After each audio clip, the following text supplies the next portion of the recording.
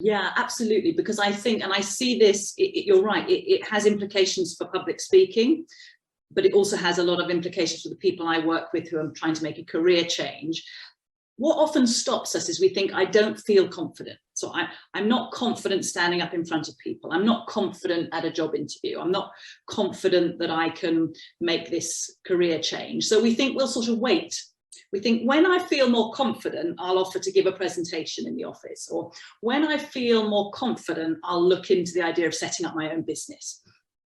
And we sit there waiting as if confidence comes along like buses. You know, if you wait long enough, the confidence bus will rock up and you can hop on it. Sadly, that's never going to happen. And the truth is that we build confidence.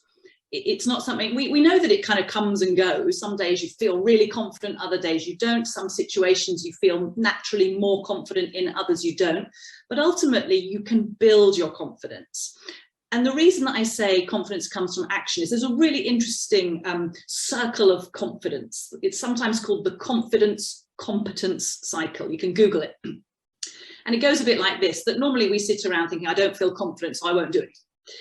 If you can just muster enough confidence, or just some sheer bloody mindedness, or some bit of chutzpah to think, I'm going to start on this task, be it giving a talk of some kind, you have to get into action. And that can initially feel like a really scary space. So it's wise to start with something that's a little bit stretching, but not too much so. So you're not going to go and say, I'm going to now speak in front of 500 people. You say, I'm going to go and speak in front of, my team. By doing that, you force yourself into action. And what people often think with their catastrophizing brain is this will be a total car crash and a disaster. But actually, when you think about it, the chances of that happening are really small.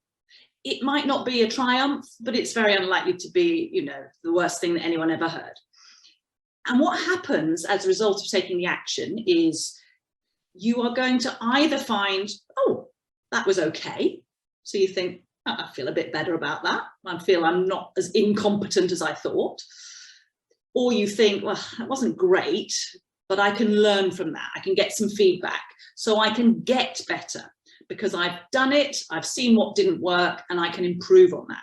So in both cases, your competence increases, even if it's only a tiny bit.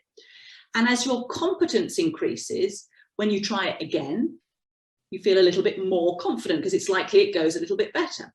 And the more confident you feel, then you're back at the top with the next action. You think, well, maybe I'll try something a little bit more stretching. And it is a cycle that as you get into action, you grow your competence, even if there's the odd mishap along the way. And as your competence grows, so your confidence grows. So it's essentially, it's a fancy way of saying practice makes perfect, isn't it? That you can't get better at something unless you do it. And that requires a bit of stepping out and being a bit scared, but it will pay off.